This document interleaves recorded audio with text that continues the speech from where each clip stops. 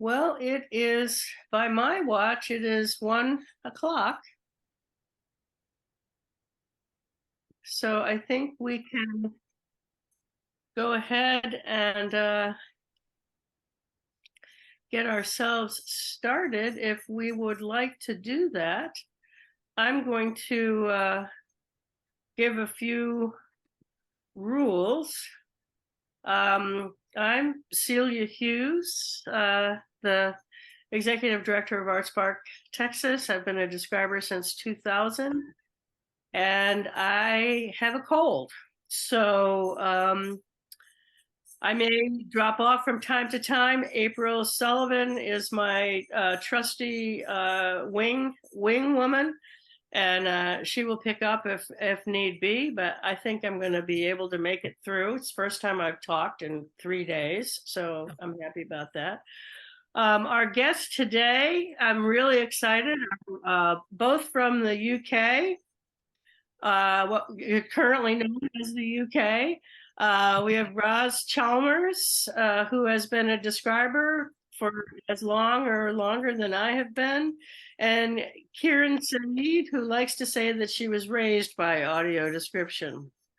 So without further ado, I'm going to we've turned off the chat, so there is no chat function. But the good news is that we are going to open it up for, let me find Karen. We are going to open up the floor for questions after folks start to, after we talk a little bit, so that some of the things they may say may have some, may generate a response from you, and we want to kind of have that conversation. So Kirin, you have to turn on your camera in order for me to spotlight you, if that is okay with you. Okay, it looks like add spot. Oops. Gotcha. All right, and now I've lost Roz.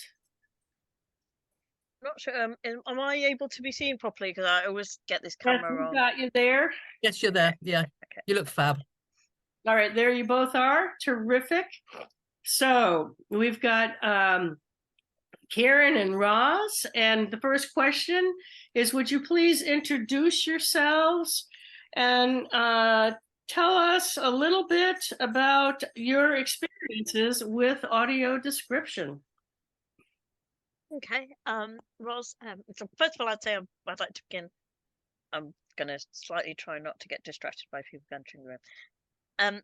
Hello, my name's Kirin. I'm delighted to be here to talk to a lot of you, and I'm really excited to kind of impart some of the knowledge that I've gained and learn about where you are and more about how we can increase and support you. So I'm Kirin. I'm just going to do a quick self-description just because I think it's useful too. So I'm an Asian woman in her 50s. I've got long black hair with purpley bits, white clips. Always get stuck at which colour jumper. So my colour indicator said it was red, but this could change at any time. So I'm just going to ask Roz if that was the right colour for it. I'll say that. Yeah, that's true. Yeah. So a little bit of intro about me. I'm 54 years old, but my journey with audio description began about 30 odd years ago when I actually think about it. That's a long time. And I experienced my first show. And the reason why I actually went to go and see an audio described show was somebody said to me, will you please go and assess this audio described show? And I went, okay, I'm not quite sure what you mean, but I'll go. And you have to wear headsets. And I was a bit worried about wearing headsets. And but I loved theatre. I always loved theatre, and I'd gone to lots of theatre shows, but I always felt like, a friend had to whisper to me in my ear, and it was other people in the background used to get a bit grumpy, and you could feel that. I put these headsets on, and someone started describing what was happening in the show. And it was Beckett. It was a classic show called Beckett. And the world opened up for me. I kind of felt like every time I think about it, I suddenly start floating on air. Because I certainly had information. information about the lighting and the costumes and the characters. I had information how they moved and what they were doing, and afterwards I had this major discussion with my brother, who he came along with me, and we talked about the show afterwards, and we discussed the lighting, and he said, how did you get that? And I said, oh, I was informed about it, and I know this was happening, and it felt like I was on an equal basis. That was 30 years ago. And I moved along with that. I started wanting to assess more shows. I then got the opportunity to assess more describers and work with how describers were doing things. So I started working with them with training.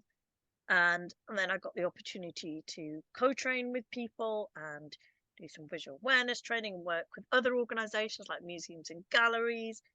And as my journey grew, I realized audio description wasn't just for theatre, and it wasn't just for TV and cinema.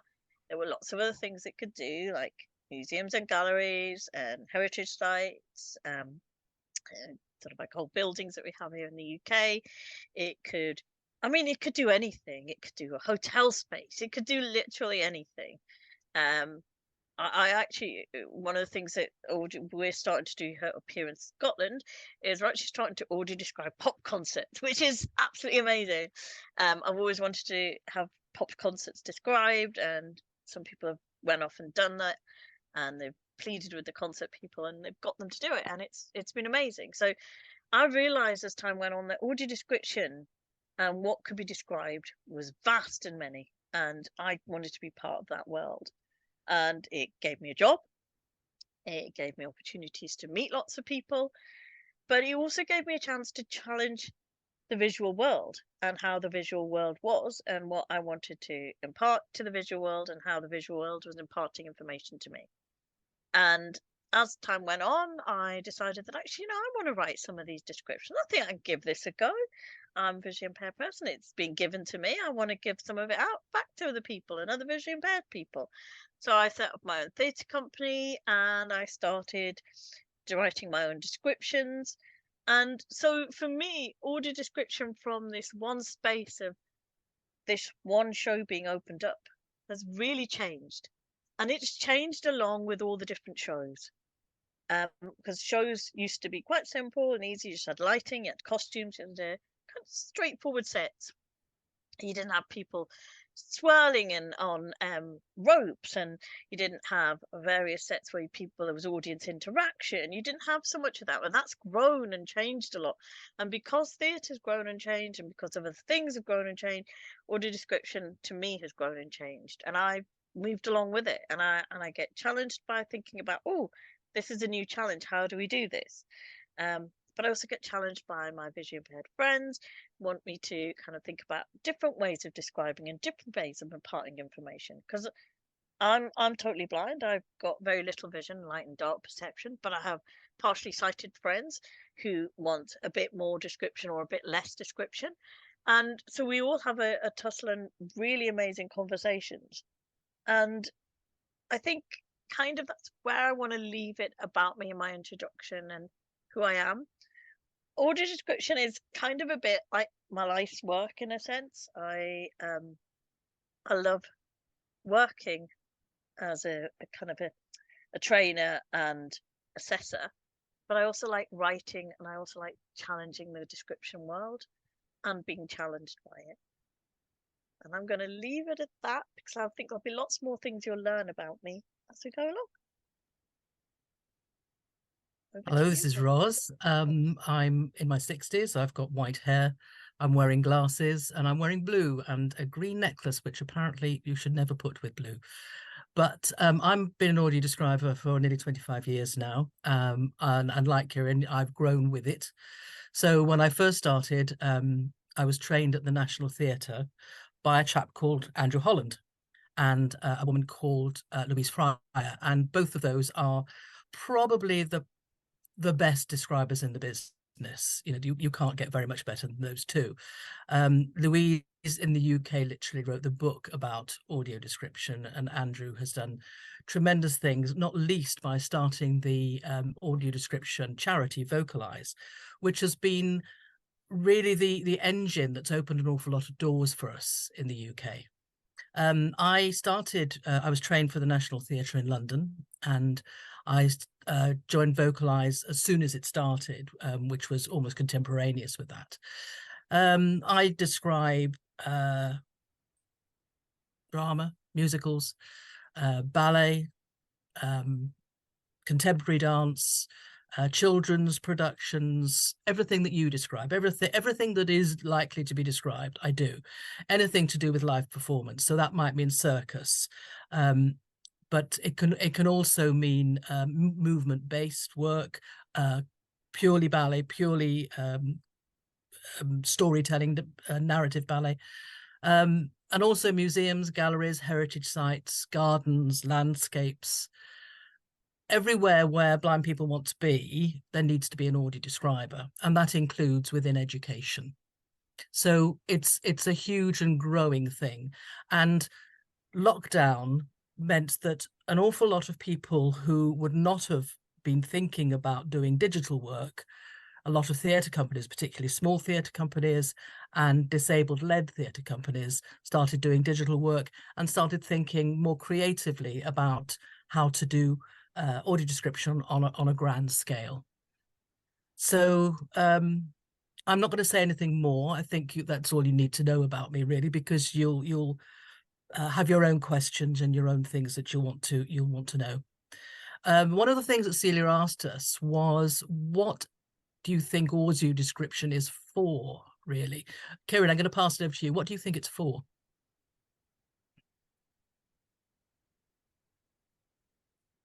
Okay, so for me and lots of other people I've spoken to, because whenever I do these kind of conversations, I always go and chat to lots of other people. I check in, because I always have a fear that people will just see. That's what Kirin said, 4'10". I've got to say I'm 4'10" as well.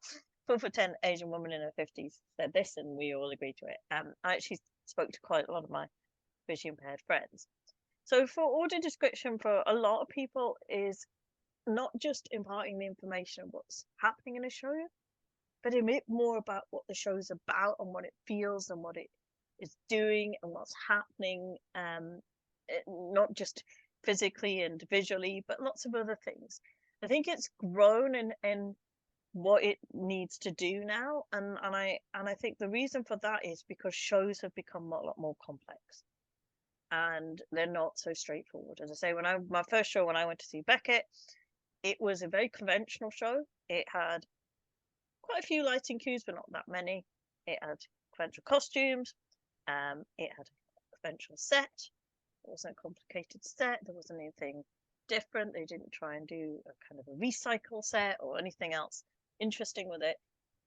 And so it was quite easy to kind of grasp everything that was going on. But now description changed a lot. Things rotate. People move around on ropes, people come into the audience. There's so much more happening that for me as a visually impaired consumer, I want to grab a lot of that information, and I want that information to be given to me fairly quickly but easily, and in a way that is part of the show. And that means that as a describer you become a part of the show as well, and it's hard to explain that. I might be doing that absolutely the credit it does for describers, but I think sometimes it's making the voice and the whole feel of the show, and use a describer are my inroads to it, as well as the actors, as well as the sound and the music. Use a describer is part of that process, and for me that makes it a lot more complex but a lot more exciting. I don't think description can be just said to be used to make things accessible.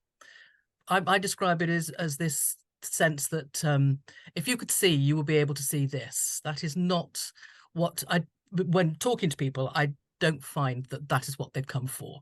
They haven't come to find out what a sighted person can see.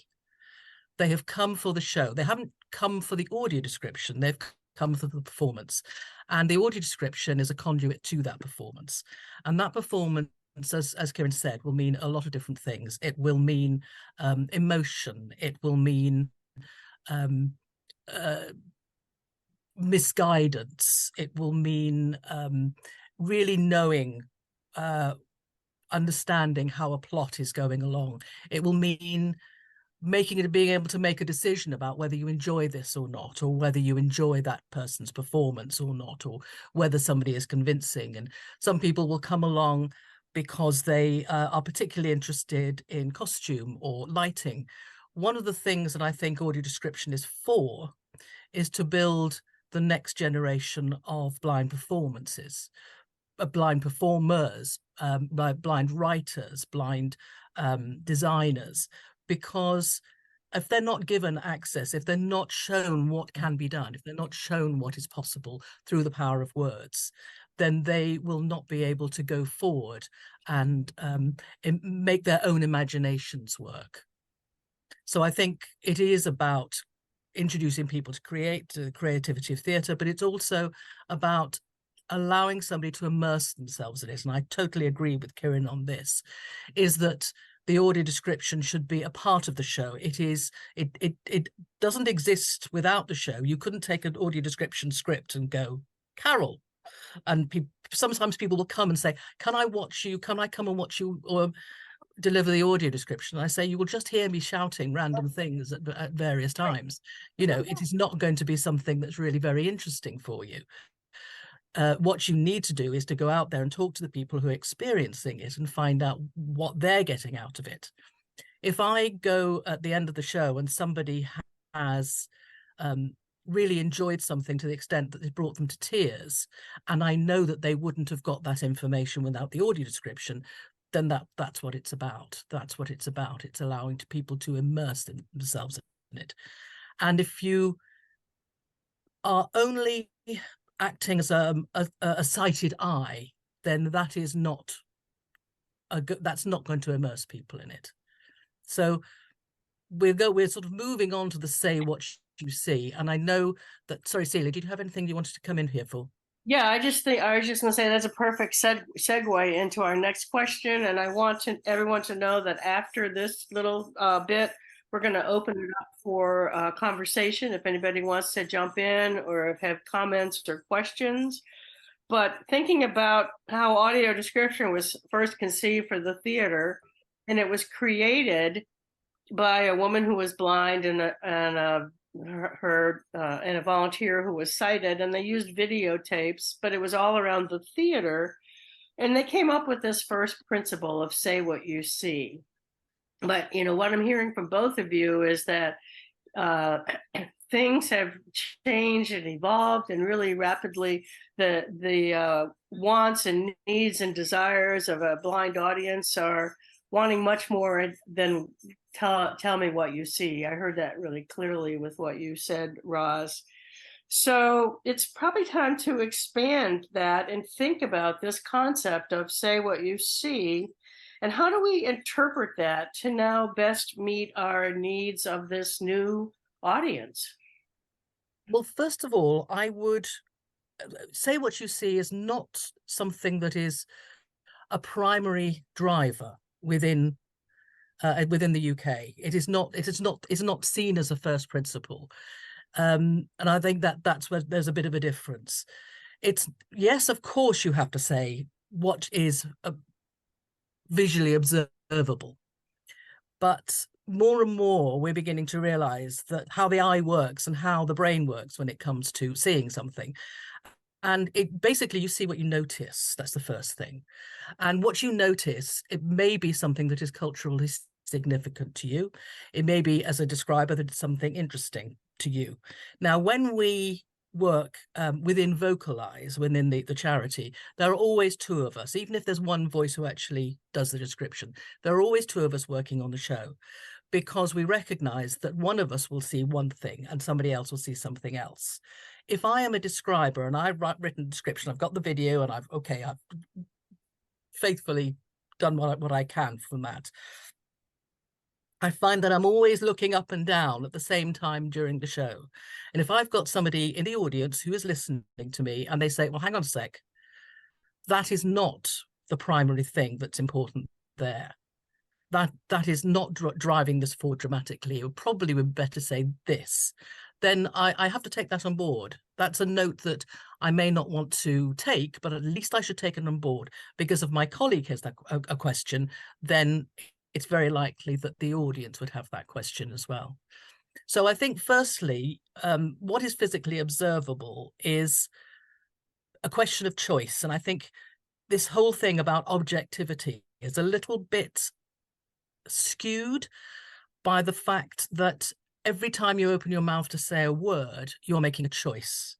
Every time you choose to describe this thing rather than that thing, you are making a choice. We know as describers that sometimes we have seconds in which to get a great deal of information in. And we look at the ways that we can do that. And it's not by speaking faster, but it is by using the right kind of language, very directed language, so that we can really get across what people need to know.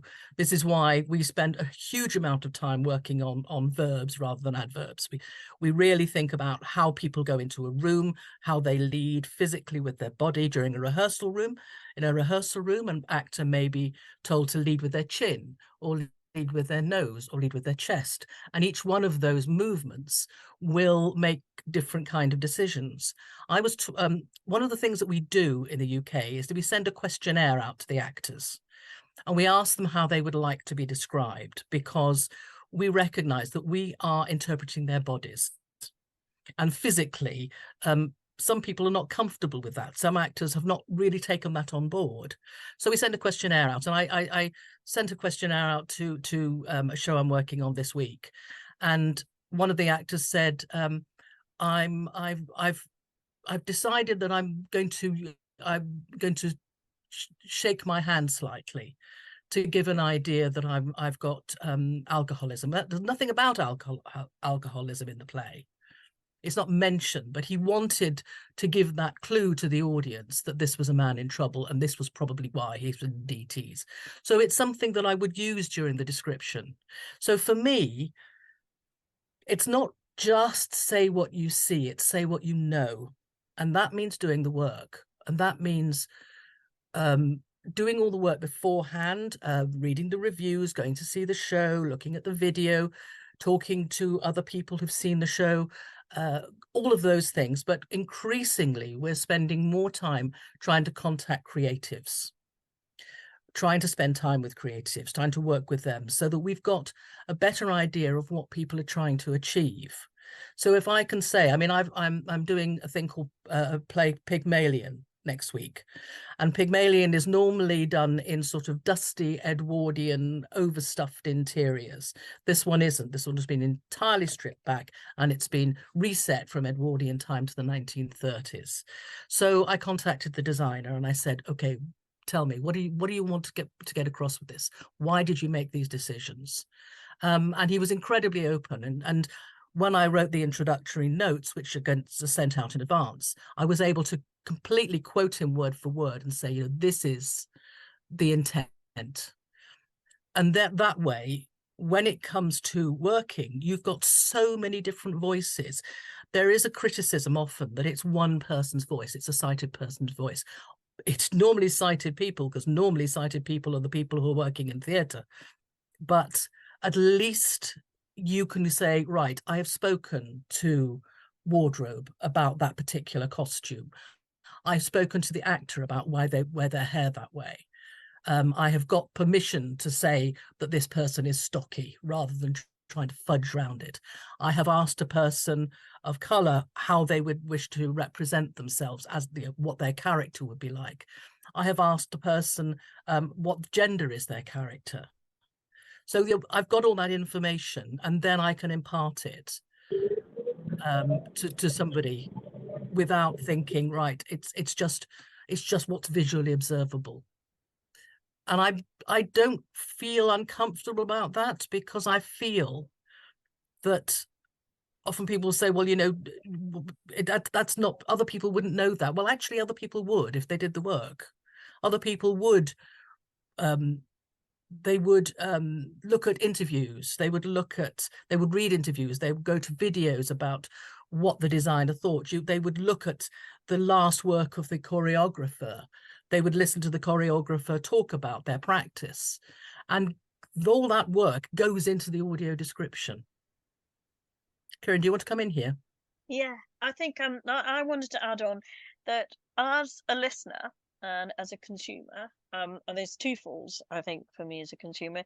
One part is I consume it because I want to go and see a show because I'm interested in that show and I'm interested in what they're going to do in the show.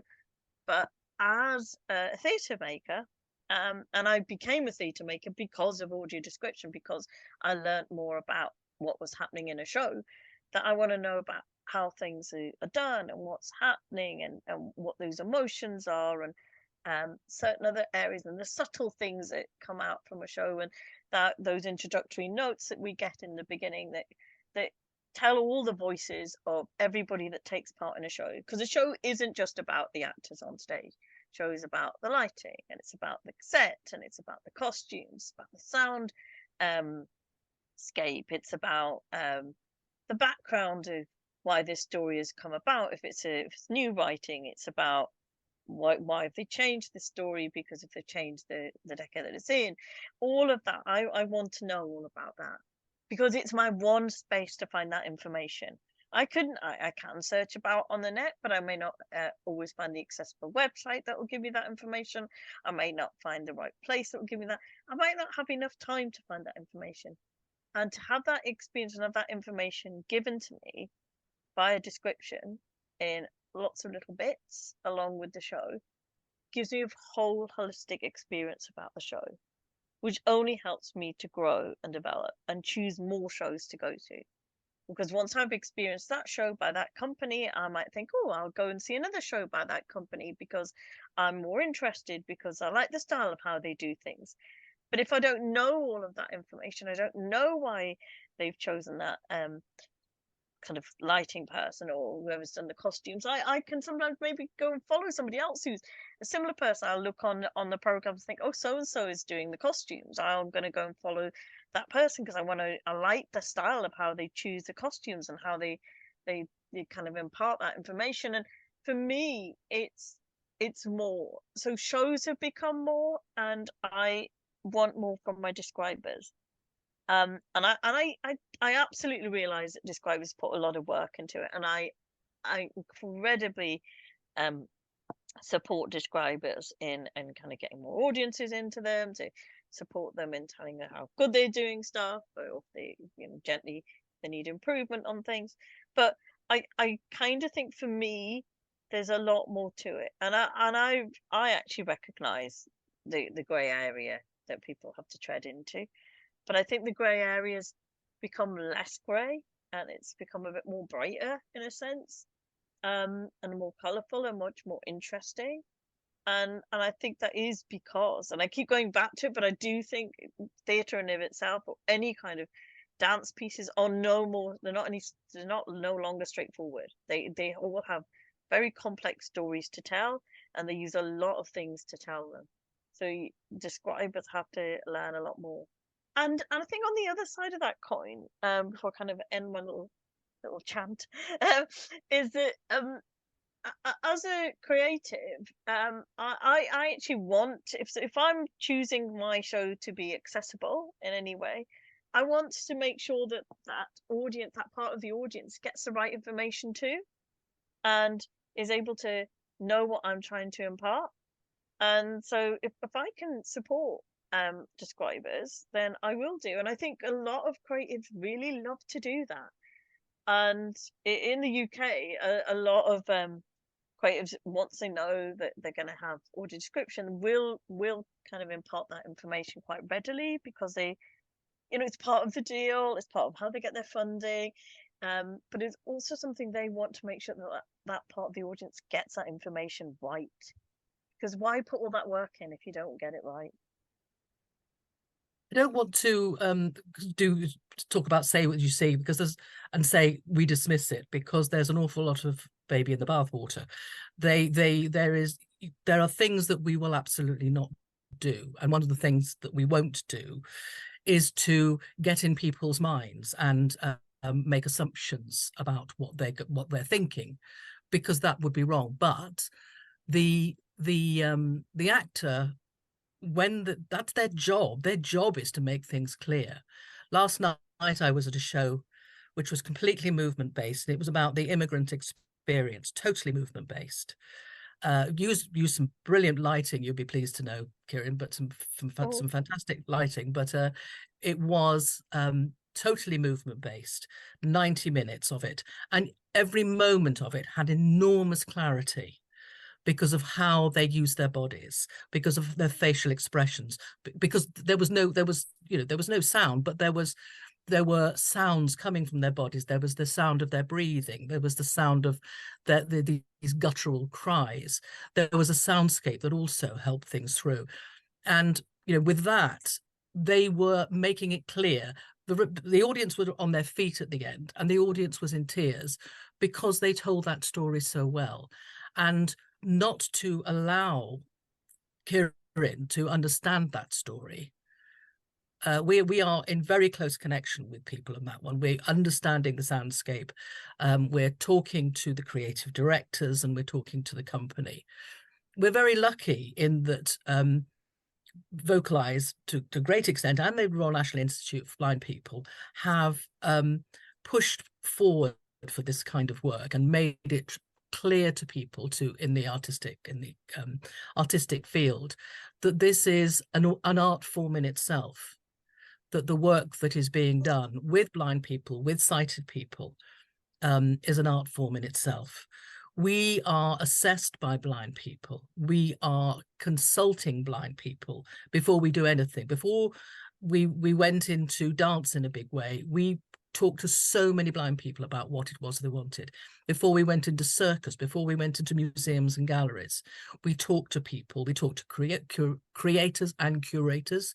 And we talk to people who were interested in art and people who never thought that art was for them. We talk to people with contemporary dance that has no real narrative, no observable narrative. And we said, how can we make this interesting for you? Not just sort of pedantic and, this body goes here and that body goes there, and their arm does this and the leg does that and the foot comes up. But how can we make you feel what the rest of the audience is feeling, and what the dancers there, the choreographer has made to make you feel? Audio description only exists because people continue to make inaccessible work. And if there is within mainstream work, if there is an understanding that audio description goes on, then people want to know how their work is being interpreted. And make no mistake about it, we are interpreters of work, because what we're doing is spending time with our audience to find out how they are receiving this and what else they might need from us in order to enjoy it more, to be immersed totally in this. You cannot do it. There is a saying in the UK and probably in the US as well, nothing about us without us. And you cannot make audio description without spending time with the audience and finding out the broad range of requirements they have. There have been people who've said, well, you didn't tell me the story. They've come to the theatre for the first time, an audio description for the first time, and they think that you're just going to talk over the actors and tell them the story. And we say, no, it doesn't work like that. And they are sometimes a bit shocked to find how hard they work in order to do that. That this is a skill to be learned. Going to an audio described show, and certainly an audio described show that is not supported by text, is a skill to be learned. And it's not the easiest thing to do for the first time. So we know there's always going to be a first time for everybody. In all those audiences, there is going to be a first time Hamlet goer. They don't know that they're going to be, everybody's going to be dead on the stage at the end. They literally don't know that. I've worked on Merchant of Venice with school children, and they literally don't know which of the caskets is going to be chosen, and they're going, oh no, not that one, not that one, not that one. And it's joyous to be in that audience when somebody ought to be feeding this information to people when they don't know what's going to happen, and you have to be as if you don't know what's going to happen either. So that comes on to voice, and Kirin's already mentioned this, and it's a huge tool. It's a huge tool. And what I have heard sometimes is this terror of being anything more than neutral. And when Kirin was talking, you could hear the expressiveness in her voice. You can hear the passion that goes behind it. And while we're not actors, we do need to use our voice, the speed of our voice, the punch in what we do, and also in our writing, thinking about consonants, thinking about long vowels and short vowels and sibilants and continuance, and finding the way to choose those words so that it just taps straight into somebody's unconscious and they know what's going to happen. The combination of the writing and the delivery is what makes the thing come alive. Do you want us to stop, Celia, and bring some people in for a question? Yeah, Yeah, that would be great. And you've really raised some very interesting points. If people have questions, unmute yourselves. And I'm curious, with all of the information that you gather about a show, is most of that information delivered in your pre-show notes? Are your pre-show notes really carefully crafted? Gosh, yes. And it's not so much delivered during the actual performance, but during the dance performance, of course, there's much more that's talked about in terms of what the meaning is and the story and that sort of thing. But I'm wondering if anybody has a question. Did anybody want to have a comment to anything that either Kirin or Roz had to say? I have a question. All righty. Hey, Hello. I'm Sarah. Hi, Sarah. Hey, I'm calling in from Tennessee. I am a blind ballroom dancer in training. Oh, wow. Thank you. And my question is, because actually, I believe, Roz, you mentioned that it can be challenging for blind performers to like know kind of what is industry standard and like stuff like that in our chosen areas of like art and performance. And I've actually been trying to figure that out with ballroom dance. Specifically, I was wondering if anyone like knows of any resources like existing audio described ballroom performances or competitions, that kind of thing, because Well, you should go to Strictly Come Dancing. I was just going to say that. Right, Sarah, there's a program called Strictly Come Dancing, which is Okay. basically dancing. It's about dancing. Oh no, my goodness. it's a bit it's a bit of over the top show. It's very clever. it's an entertainment show. It's so Mhm. it's not what you call your conventional ballroom dancing, but I kind of have a gut feeling you're not always conventional. I have a feeling that comes across from you. So I would, if you can get it it's on BBC iPlayer. If you can get it, it's now audio described. Awesome.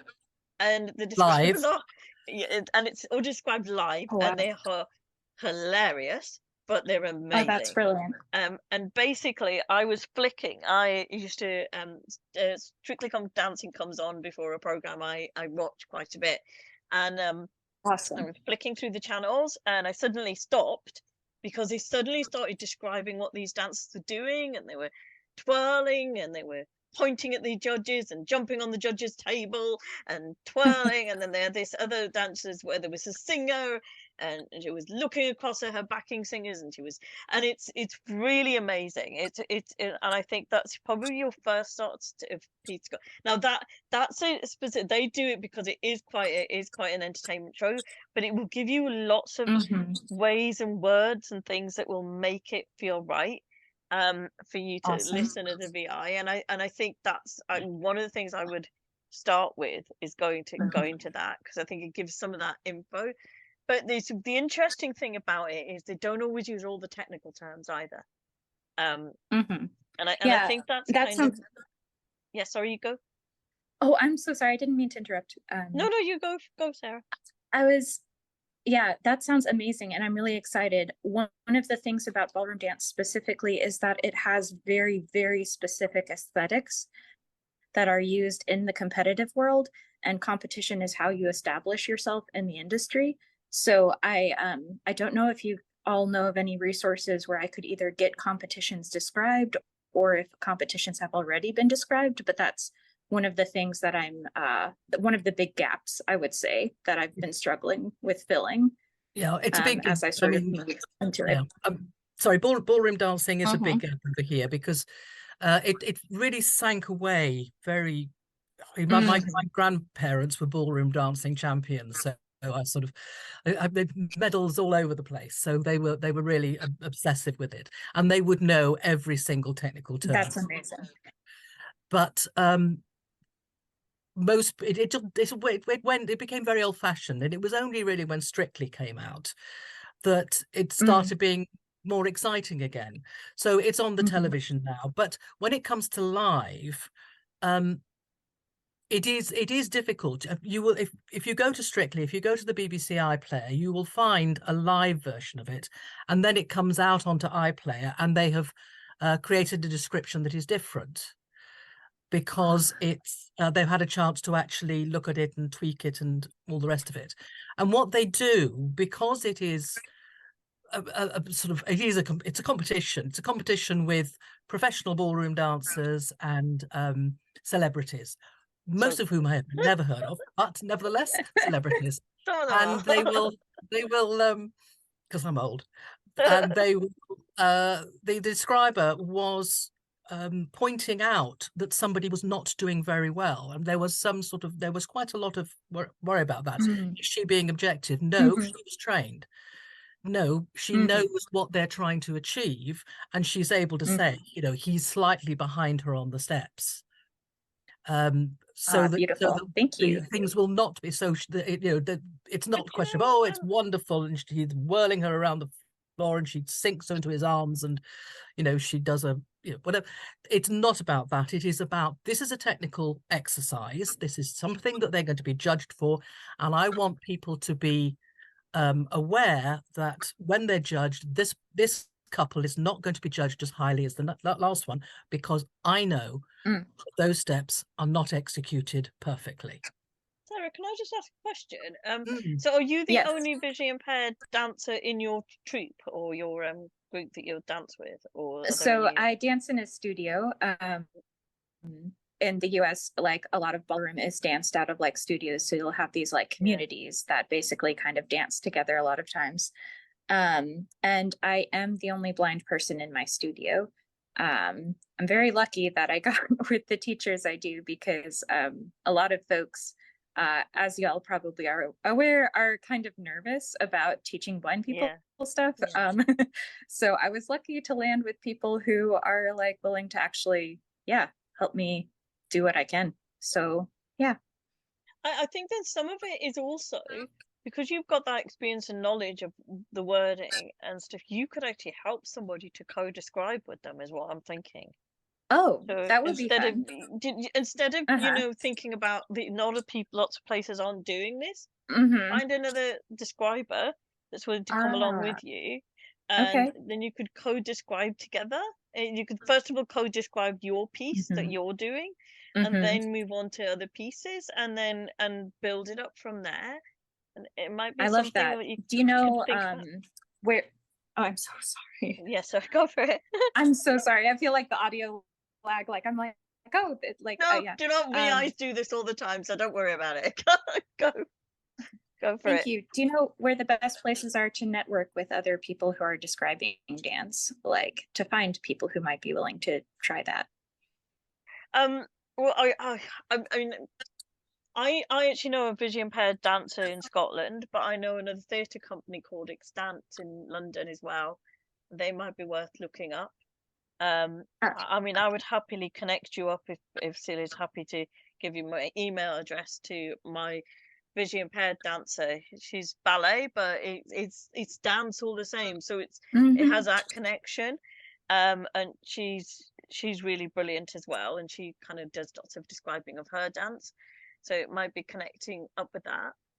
I think you're right, you do need to connect up with other people, and it doesn't matter whether they're in America or not, because the world has become smaller because of Zoom. So I mean, I'm happy to connect you up with them, and if you just look up Extant, it's EXTANT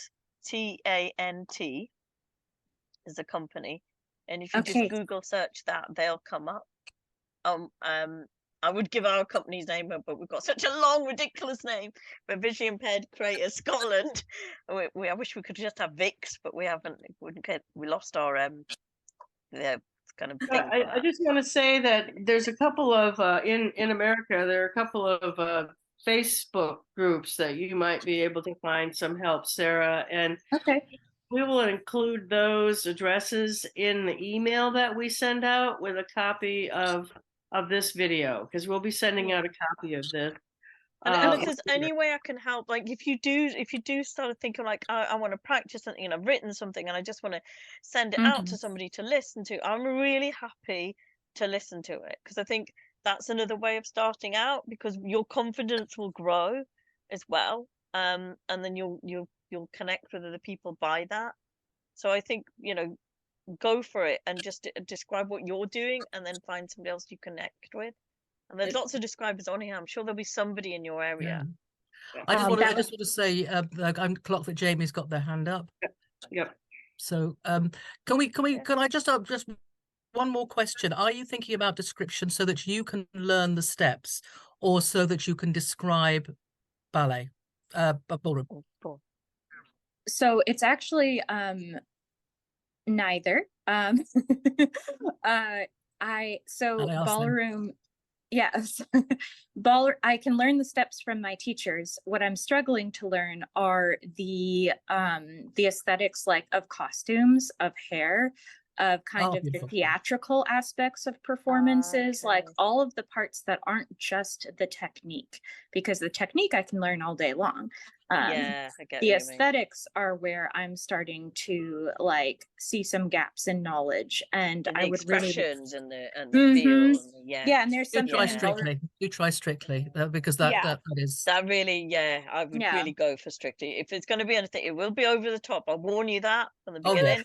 But I think you know what, over the top is good for you for now. I would definitely go there. If you can get it live, that'd be even better. But if you get it, I didn't realize they did that. They do. So it's slightly more considered, so he doesn't get away with the music. Jamie, I want to bring Jamie in, and then Jan. Thank you, and thank you all for taking the time this afternoon too. This is Jamie down in North Carolina. I also just wanted to mention, and I apologize if it was mentioned before, I've been kind of in and out of the meeting, but Carrie Thompson and the organization Silent Rhythms might be another good resource for ballroom and discussions about that, and maybe some help in networking for folks who are interested in that work as well. You've probably got Dancing with the Stars as well, so that's a similar sort of thing. Thank you, Jamie. Jan or Jan? Jan. Hi. I'm in North Carolina, and I've been an audio describer for 22 years. And my grandson's in the background. My apologies. That's fine. We like grandsons. I am. So I'm a longtime audio describer. I'm also a ballroom dancer, and I teach ballroom, and I have a blind student. So I just wanted to connect with Sarah and the scene. There you go. I think that's the point. I think sometimes that is what description does, in a sense, because it's it's one big family, honestly. Right. So I'm happy to be a resource, but I'm also learning more and more as I go along. I'm thrilled. A little bit about me. I've been describing for so long and specialize in dance. I have there's a dance company in Durham, North Carolina, and the principal dancer is blind, and I've been brought on as their in-house audio describer. And I will be going to rehearsals and working with them from the beginning of productions, and I'm just so excited. So anyway, that's just what I wanted to throw out there, and I need to connect with Sarah. Yeah, it's great. It's brilliant. Well, we'll make that happen. Yeah, hi, my name is Cassie. I'm a 35-year-old sighted woman that lives in Fort Worth, Texas. So I have done audio description in lots of different capacities. I do it for live theater here, mostly Broadway shows that come through our hall. I was just going to suggest, Sarah, a way that I've really connected with people is on LinkedIn. I know there's quite a few of us here in the North Texas area, and we do it kind of film, TV, GIFs, live theater, just kind of wherever we can. But LinkedIn has been a really good resource for me to find people in my area that are just the audio description community is really willing and ready to connect with each other. So it's been a really good way to meet people and learn from people that way as well. And you're more than welcome to reach out and connect with me. I'm not super close to Tennessee, but I'm closer than England. So Yeah, it's true. Well, I always love to bring people over to Scotland. I'm obsessed with bringing people over. I lived in London for 2 years, so I love it. So that's great. Thank you. Sharon?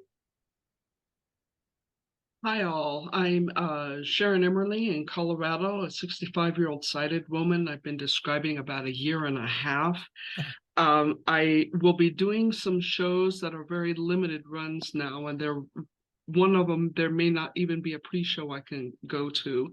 I've asked for recordings of shows, video recordings, so that I can study them and do the audio description, and they're refusing based on actors' equity rules. I wonder, has anyone else had this issue, or how do you work around this? I don't like going into these things cold. One of them is going to be, it's called Hip Hop Nutcracker. I have the least idea what that's going to be. So what's some suggestions here? Well, I think the first thing is it's really very difficult. But we started saying no. We have said no because when we know that people are not going to get a good experience if you're going in cold. And also, if one of us does it, then they'll say, well, so-and-so did it last time. And the whole thing is perpetuated. It's really very difficult. As far as equity is concerned, the describers got together. We now belong to Equity. We are members of Equity. So we're able to lobby from that point of view. And we got agreements with the Musicians Union, the Writers Guild, and with Equity that we would get these videos, videos of the shows for that purpose only, and we would destroy them. We would let, that was it, and they would be blocked off after a length of time so that we couldn't share them. So that was the agreement. And I think it sort of is a question of raising the profile of audio description as a profession rather than as something that's nice to have. And it's about getting into Equity made it a little bit easier to say, well, don't just give us something and say, make what you will of this. If you're going to make a show, think about it right from the word go. How are you going to make it accessible to people? Now, with the best will in the world, nobody's going to change their show for you. They're not going to go, oh, right, I will now rewrite this scene for you. Cameron McIntosh doesn't do that. Andrew Lloyd Webber will not do that. Let's be realistic about it. But it just means that they are cognizant of what we need in order to do that. We need a script because we want to write a script. We write a script. We don't just sort of make it up on the fly. We write the script. And we have the video, and we learn the video, and we learn the music, and we do all of that in between.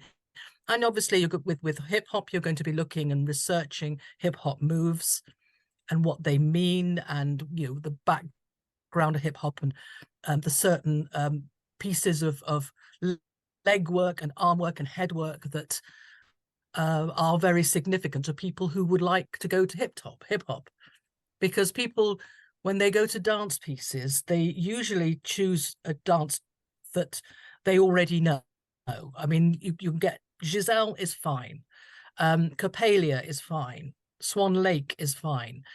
You get In the Middle Looking Outward, and people go, I don't know that one. What is it about? What's the music like? With audio description, having an introduction beforehand, it allows us to sometimes have the voices of the people there talking about themselves. It allows us to have snippets of music because we've got this agreement with the Musicians Guild. We will get snippets of music, which are motifs, perhaps. with the with audio description of dance, we always have not just a touch tour, but a workshop beforehand. We call it an insight tour, and the dancers are there. So if there is a physical motif that dancer uses, a way of using their shoulders, a way of using their arms. Swan Lake, the Matthew Bourne Swan Lake, they did an upraised arm with a hand to give the hand forward to give an idea of a swan neck. Getting all that information in beforehand and getting your blind audience in beforehand to experience that, it helps them hit the ground running. It really does. It makes them, it means a lot to them. It's not just a jolly, oh, well, you get to meet the cast. Yes, you do get to meet the cast, but it's purposeful. It's absolutely purposeful. So when we decided to do this, it has to be planned. Sorry, Celia. No. I just want to say, that we in Austin ran into that a while back with the theaters and the companies being saying, no, you can't have a script. And, ASL interpreters get the script, and we were able to say, for the same reason, we need the script, and we don't, we destroy whatever you give us. And so I find it hard to believe that they would use actors' equity as an excuse. And so, but I love this notion of joining equity. We could certainly look into that. But I think there are a number of people on this call even that may have dealt with this and, and might have suggestions as to how to approach the theater, because it's probably just them not wanting to deal with it. So they're putting up the excuse that it's actors' equity. Yeah, And they're probably kind of a bit worried. They're thinking that it's going to be more work for them. It actually will turn out to be less work for them. Right. But this notion of just saying no is also an idea to get people to start paying attention to the importance of the request. It's very hard, but it is direct discrimination, and it is illegal. Yeah. To treat people differently. With the United Nations Convention, Section 13 says, you're allowed to get information in a way that is most suitable for you. So, there is legislation for it. I'm sure there's legislation under the Americans with Disabilities Act. There is under our Equality Act. I'm aware that we're short of time now. I mean, I'll go on forever. But I've got a new hand up, which is Emily, and Jamie and Sharon, you may want to come back in again, or you may not have lowered your hand. I'm not seeing anybody else. Right. So can we have Emily's question, please, or comment? Hi, thank you for this. This has been great. I'm Emily. I'm a 41-year-old dancer and performance artist that has begun to study audio description this year, and specifically because I'm interested in talking about dance and performance art, where movement happens in kind of museum and gallery context. So those things operating together. And I guess I want to go back, if there's time, to that gray area, because the workshops I've taken so far are very say what you see, and I understand the reasons for that. But I also understand that when I go see something, I experience a felt reaction to it. And how do I impart that? And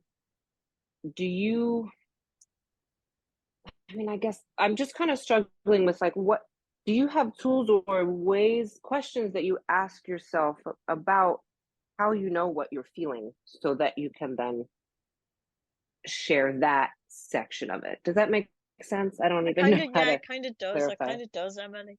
I'll start a little bit, and then Ross can jump in. I think from my perspective, I think the more you talk to visually impaired people about shows, about what they experience, what they think they want to know a bit more about, the more you describe, the more you'll get people to ask questions, the more you have that two-way conversation. You'll jump into that gray area without even thinking about it, and it'll happen, if that makes sense, because you'll realize that when you're just saying what you see, it's actually not imparting all the information that you want to give. You know what I mean? Right. Because people do movements for a reason. Yeah, and I think I find in my practice right now, I end up describing myself experiencing the thing. So that's not it either, I think. There's something in between there that I'm missing. So I Yeah, don't I know think what that, so. Yeah, I think that so. You've got to is. sort of stand outside yourself a little bit and let the art talk to you. Yeah. And I think that Right.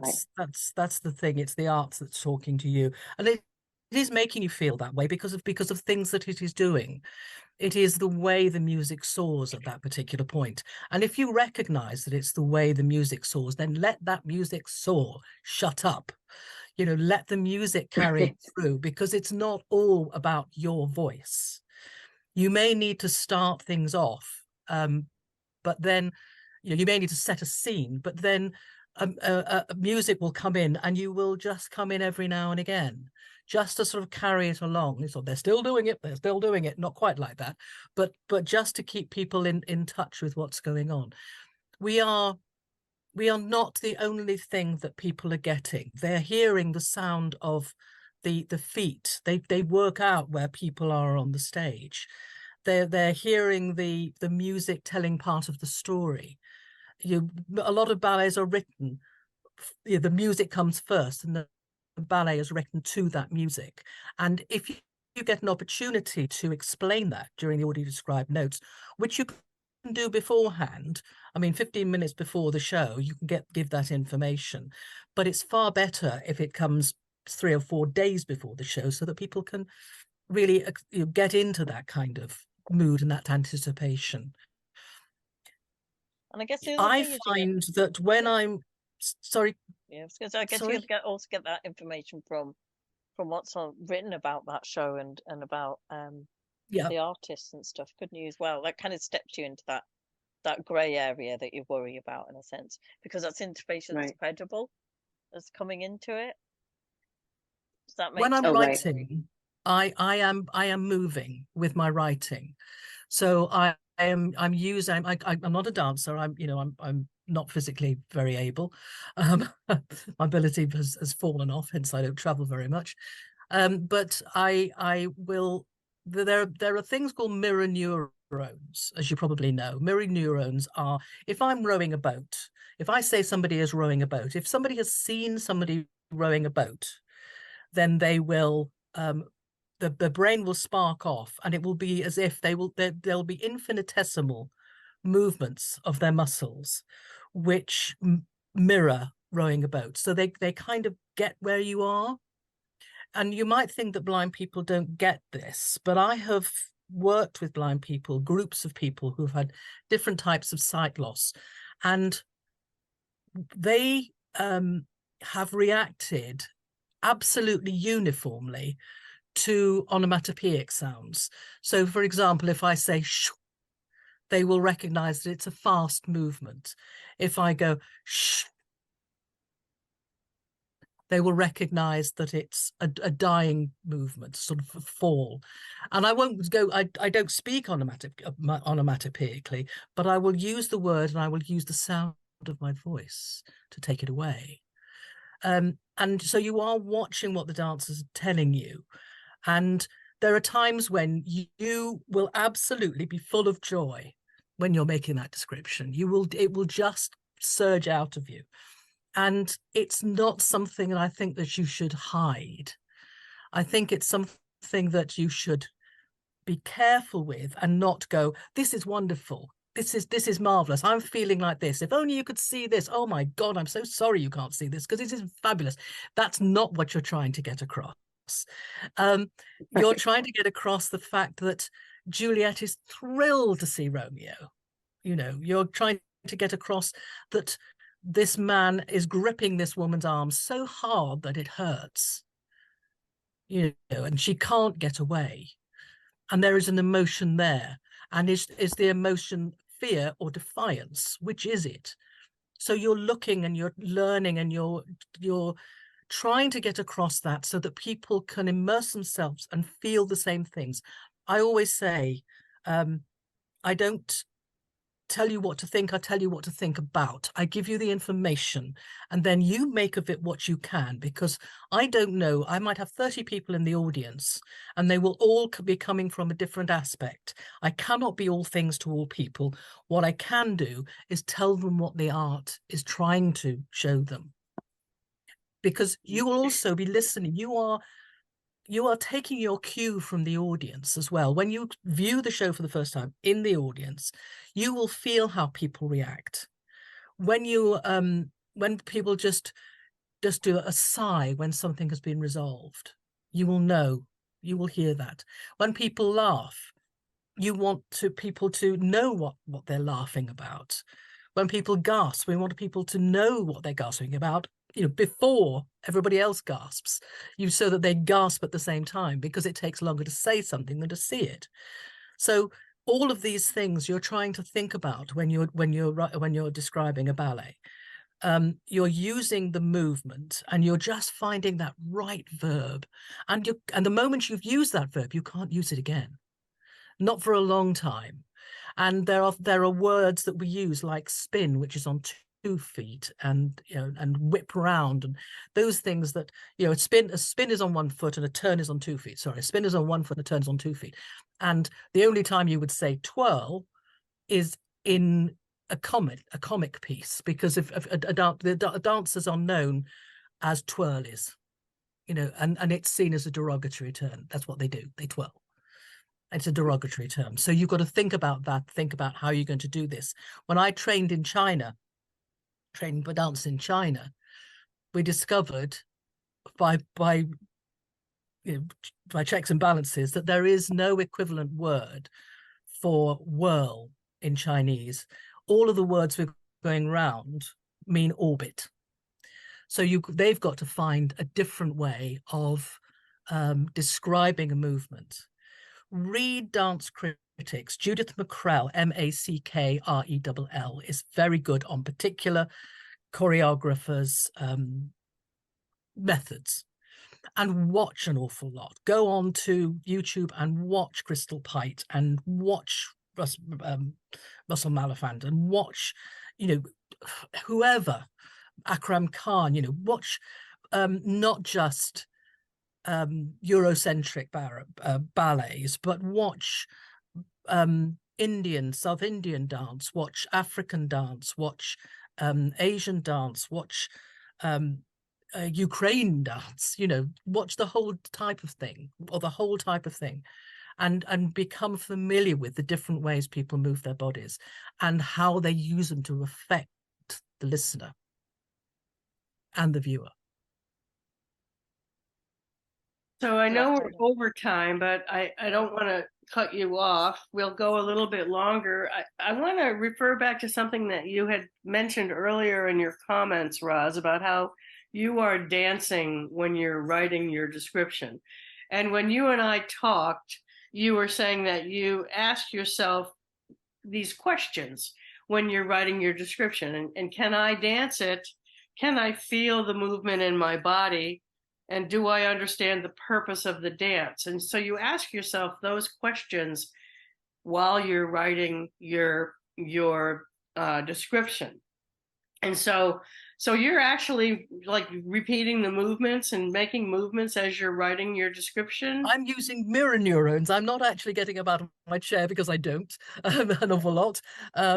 So I'm not doing that. But if I say the word flick, then I know what that's like. I know what that's like. I know flick, and I know press. So I'll think about, what kind of effort it takes to press something down, and also to press something up, because that's sometimes what happens when somebody does a lift, that you press upwards. I know what it's like when somebody does a plie, because I know I can't do that myself. I know it's a difficult move, but I also know that it's often a way of propelling upwards. It's a beginning to propel upwards. So I know that if somebody does a plie, it's quite likely that it's some kind of pushing upwards. We use Laban a lot. If you haven't come across Laban, he has a scale of effort, and things like flick, drift, those words, you select them because you want to give an idea of how the dancer is moving. So if they're moving towards something, it's one thing. If they're moving very quickly towards something, it's another word. If they're moving in an indirect way, it's another word. And using Laban as an idea, and then being just going through your thesaurus for every single word. Because if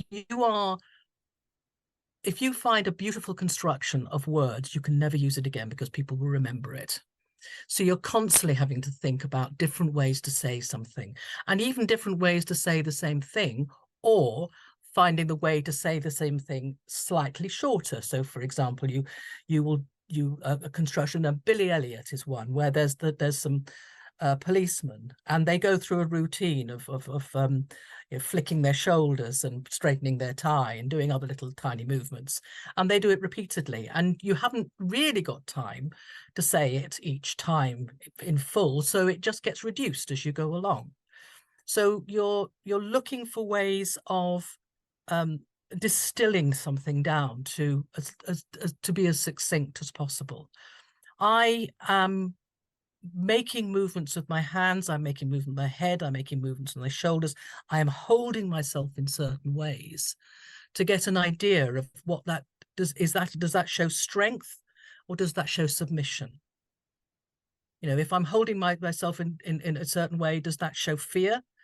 What do I feel like if somebody grips me and I'm frightened? What do I feel like if somebody grips me and I feel defiant? You know, do I go forward? Do I go back? So I'm finding that way of doing it. And because I'm saying that word, because I'm finding the word, you're constantly reinforcing an emotion through the words that you've chosen and the way that you say it.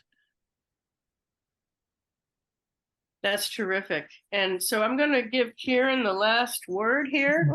And so thinking about everything we've talked about today, and, thinking of moving audio description to a more inclusive, blind-centered approach, what are some things that people can begin to think about or begin to do in order to move this forward?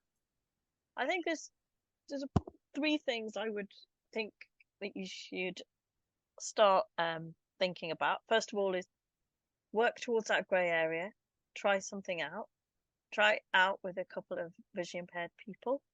There'll always be some people who will be more than happy.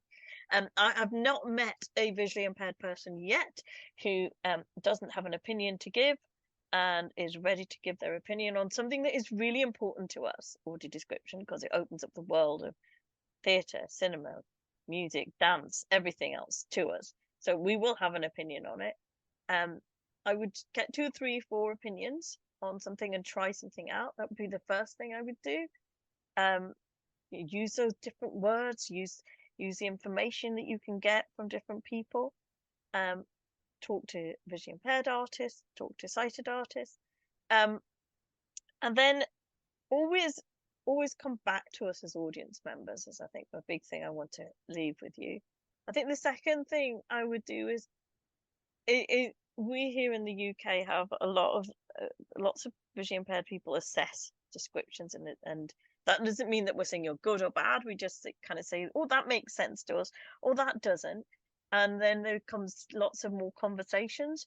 So I think the second thing I would say is many conversations as you can have with visually impaired people. The world of description is changing and growing all the time. It really is. We visually impaired people want a part of the action now, as Sarah did, in terms of wanting to learn description and use it for ballroom dancing and find out about the costumes, and we want a part of that, but we also want to learn with it. And with that comes lots of things that are challenging and lots of things that we will have, I would call, gentle disagreements with, but they will always make a difference. And I think the very final thing I want to say is that I think you all as describers do an amazing thing describing. It's just taking that next step, Because once you take that next step forward and you jump into the grey area, for your audience, you're giving them an even better experience than you could before. And let's face it, theatre, dance, music, everything is always changing, and they're always wanting to give people a better experience. So describers and anything else that's to do with access has to kind of create that experience alongside it. And we, as visually impaired people, I know me personally, I'm always here to support, because the more we support you describers, the more we can make the amazing work happen. That's great. That's terrific. And I think we're all going to go leap into the gray area.